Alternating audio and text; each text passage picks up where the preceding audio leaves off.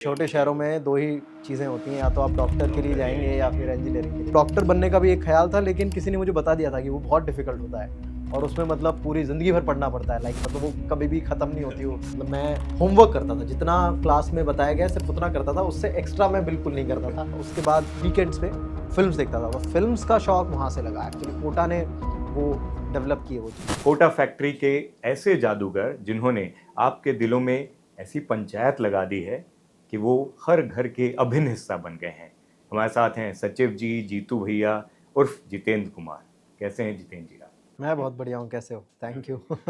और पंचायत, क्योंकि जस्ट हम लोगों ने देखा है और आप देख रहे हो कि इतना ज़्यादा इंटरेक्शन क्रिएट किया है। हालांकि पहले सीजन से अभी तक इस सीरीज ने इतना ज़्यादा इम्पैक्ट डाला है, इतना ज़्यादा पेनिट्रेशन है। इस समय क्या फीलिंग है आपकी? नहीं, बहुत अच्छी फीलिंग है। मतलब 4 सीज़न लोगों तक पहुँच पाना और लोगों को उतना ही मज़ा आना जितना सीज़न 1 में उन्होंने एन्जॉय किया था। मतलब ये बहुत बड़ी अचीवमेंट है। मतलब as a team, panchayat team ने मतलब जो जिस तरह का काम किया है, सो उनके लिए एक बहुत बड़ी अचीवमेंट है। एंड बहुत ही हम सब लोग बहुत ग्रेटफुल हैं कि लो ऑडियंस ने 4 सीज़न बहुत अच्छे से एक्सेप्ट किए। कुछ अपने बचपन के बारे में बताओ। बचपन मैं खैरथल एक जगह है जो पहले नगर पालिका क्षेत्र हुआ करता था।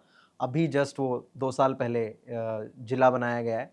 तो वहाँ पे मेरी ज़्यादा एजुकेशन हुई, लाइक मतलब फर्स्ट क्लास से लेके 10th क्लास तक मैं वहाँ पे रहा हूँ। फिर मैं 10th क्लास आधा करके फिर पापा का ट्रांसफ़र हो गया, तब मैं सीकर करके एक ज़िला है राजस्थान में, वहाँ मैंने 10th किया। एंड देन उसके बाद कोटा में 2 साल आईआईटी की तैयारी करी एंड देन आईआईटी में हो गया थैंकफुली। देन आईआईटी खड़गपुर में रहा 4 साल बंगाल में। तो ये पूरा रहा, तो बहुत लंबा टाइम। तो स्कूल टाइम बहुत इंटरेस्टिंग था वहाँ का। और वहीं की कुछ मेमोरीज़ अभी तो कुछ याद नहीं आ रहा, बट हाँ, तो सबसे ज़्यादा स्कूल वाला टाइम मैंने खैरथल में बिताया है। बचपन की कोई ऐसी बात जिसने लाइफ, आने वाली लाइफ पर बहुत ज़्यादा इम्पैक्ट डाला हो? अभी तो ये बोल सकते हैं कि हाँ, मतलब मेरे को बिल्कुल भी आइडिया नहीं था कि एक्टिंग चीज़ क्या होती है या मतलब किस तरह, लेकिन वहाँ पे खैरथल में एक रामलीला हुआ करती थी। तो वो सडनली पता नहीं क्यों उसमें अचानक इंटरेस्ट आने लगा। वो देखने हम रात में होती थी, बहुत रात में, लाइक 11 बजे के आसपास वो होते थे। तो क्या कि ताकि घर के सब लोग अपना काम कंप्लीट करके और फिर वो 1 घंटा देखने जाएँ 11 से 12। तो वो रात को हम बहुत सब लोग सारे बच्चे इकट्ठे होके देखने जाया करते थे। तो वहाँ से इंटरेस्ट चालू हुआ कि यार ये क्या कुछ अतरंगी चीज़ है कि हाँ, स्टेज परफॉर्मेंस, एक्टर्स आते हैं बाहर से और वो परफॉर्म करते हैं। फिर वही चीज़ स्कूल में होने लगी। और आई थिंक मैं मेरे को कोई भी इंटरेस्ट नहीं था और मैं बड़ा डरता था स्टेज पे जाने से। एंड फाइनली मैं एक दिन कोई लड़की का रोल था और वो बीमार पड़ गई अचानक, तो वो मतलब चली गई थी घर। तो मैं पानी पीने निकला, तो एक मतलब मेरी मैम थी जो वो बड़े स्ट्रेस में घूम रही थी, अब ये किसको रिप्लेस करें कैसे वो वाला रोल के लिए। और बहुत लाइक 15 मिनट में शो था, 15-20 मिनट में शो जाना था वो। तो उन्होंने बोला कि अरे, तो मैं ये बाली बचपन से पहनता था, तो उनको सडनली लगा कि हाँ, ये लड़की का रोल पुल ऑफ हो जाएगा इस बाली की वजह से। तो मैं स्कूल यूनिफॉर्म में था, मेरे पास मतलब जो अटायर था, साड़ी वगैरह वो भी नहीं थी। तो बाकी सब लोग अटायर में थे। रामलीला के जितना जो भी कॉस्ट्यूम होते हैं सब लोग कॉस्ट्यूम्स में थे और मैं सिर्फ स्कूल यूनिफॉर्म में मैंने वो लड़की का रोल प्ले किया। और आई थिंक वो ताड़का ताड़का करके जो कैरेक्टर है रामलीला में, हाँ, तो वो मैंने पहली बार प्ले किया और वो उस टाइम बहुत लोगों को पसंद आया। तो एंड में, और वो बहुत लिटरली 1 मिनट का कुछ वो जाती है और परफॉर्म करके आती है, वैसे वाला कैरेक्टर है वो। और मतलब जब पूरा रामलीला का उस दिन का एपिसोड जब खत्म होता है तो टीचर्स पूछते हैं कि आज सबसे अच्छा एक्टर कौन लगा, तो सबने उस टाइम पे मेरा नाम लिया और वो बहुत 1 मिनट का ही रोल था। तो वहाँ से आई थिंक थोड़ा बहुत इंटरेस्ट आया कि हाँ, एक्टिंग भी कोई चीज़ है। तो मैं उसके बाद थोड़ा-सा स्टेज फ़ियर थोड़ा-सा खुला और उसके बाद मैं बहुत सारी चीज़ों में पार्टिसिपेट करने लगा स्कूल्स में, मतलब जो डांस वगैरह में या फिर रामलीला में, जो आगे अगले सालों में जो रामलीला हुई उनका मैं इम्पोर्टेंट पार्ट रहा। अब तो इतने सारे फिल्म, सीरीज, प्रोजेक्ट्स में काम कर चुके हो।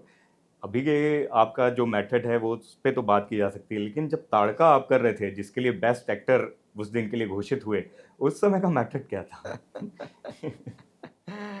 यार वो बेसिकली एक तो मैं बहुत रेडी भी नहीं, मेरे को धक्के मार के मतलब जब जब तक वो मेरा कैरेक्टर का क्यू नहीं आ रहा था, मुझे मेरी एंट्री थी और मैं एंट्री से कुछ 2 सेकंड लिए मैंने, क्योंकि 2 सेकंड में जा ही नहीं रहा था। मैं लास्ट मोमेंट तक उनको मना कर रहा था कि मैं नहीं जा पाऊँगा। एक्चुअली वैसा था कि धक्के मार के मैं स्टेज पे पहुँचा और मैंने तुरंत जो लाइन थी वो फटाक से बोल दी। तो वो बहुत कॉमेडी लाइन बन गई, ऑल्दो वो सीरियस रोल था।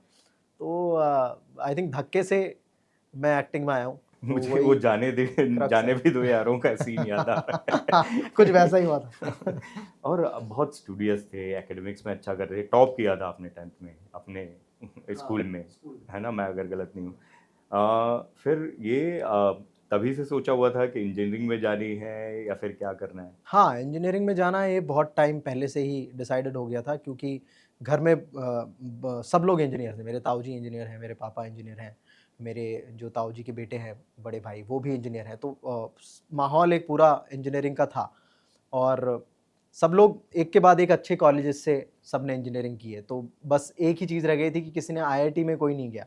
तो था मतलब बहुत अर्ली एज में पता चल गया था कि आईआईटी नाम की कोई चीज़ होती है, और वहाँ पे अच्छी इंजीनियरिंग की पढ़ाई होती है, और वहाँ से जो लोग निकलते हैं तो उनका अच्छा पैकेजेस मिलते हैं, अच्छी सैलरी होती है। तो ये एक परसेप्शन था इंजीनियरिंग को लेके। तो था कि इंजीनियरिंग तो करनी है, क्योंकि वही एक रास्ता नज़र आ रहा था। अगर करियर के बारे में अगर सोचने जाओगे तो 2 ही ऑप्शन होते हैं।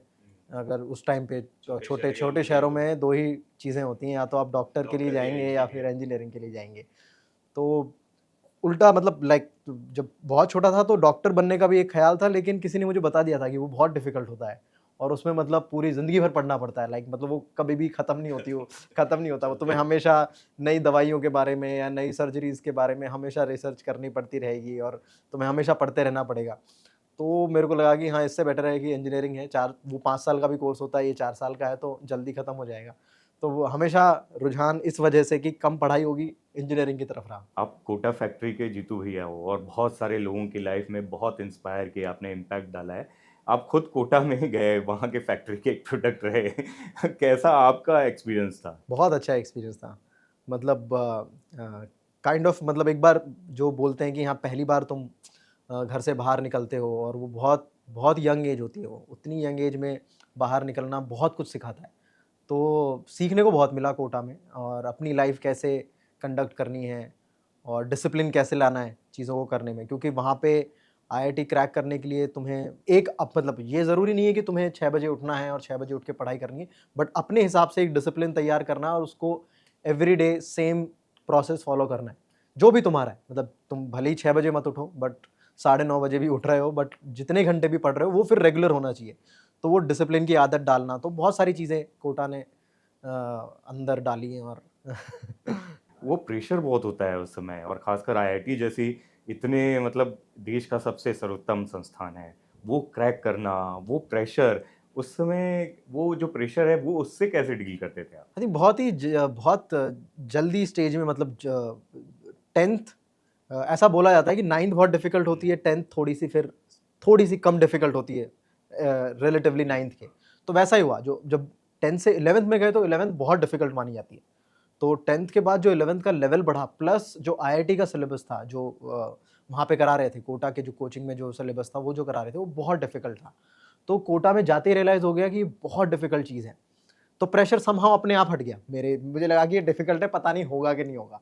सो एक थॉट वो आ गया कि यार अभी उतना नहीं आगे का नहीं सोच सकते कि आईआईटी में होगा, नहीं होगा, और क्या-क्या करेंगे, क्या नहीं करेंगे। पहले तो आज जो क्लास में पढ़ाया जा रहा है सिर्फ़ उतना आ जाए, उसका मतलब 10% समझ में आ जाए, 15% समझ में आ जाए, वही इनफ है।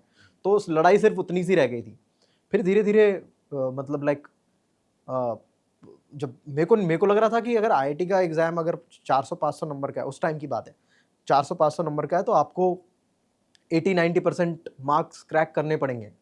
बट उस टाइम पे था कि नहीं, उतने मार्क्स क्रैक नहीं करने पड़ते। तुम्हें 30% भी अगर तुम आईआईटी के मार्क्स क्रैक कर रहे हो, तुम्हारा सिलेक्शन के चांस हो जाएँगे, तुम्हारी कोई ना कोई रैंक आ जाएगी। तो मुझे बड़ा ही वो लगा कि अरे ये इतना फासला, मतलब मैं तो लग रहा था कि अगर 400 का पेपर आ रहा है तो आपको कम से कम 350 के ऊपर नंबर चाहिए।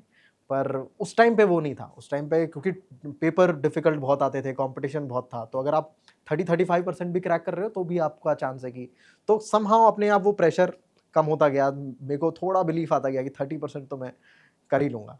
तो वो उस तरीके से डील किया, एंड ऑफ कोर्स वहाँ पे समहाउ मतलब अच्छी दोस्ती हुई। वहाँ पे जितने भी दोस्त बने कोटा में, वो बहुत इंटरेस्टिंग दोस्ती हुई उन सब से, और अच्छी कंपनी थी।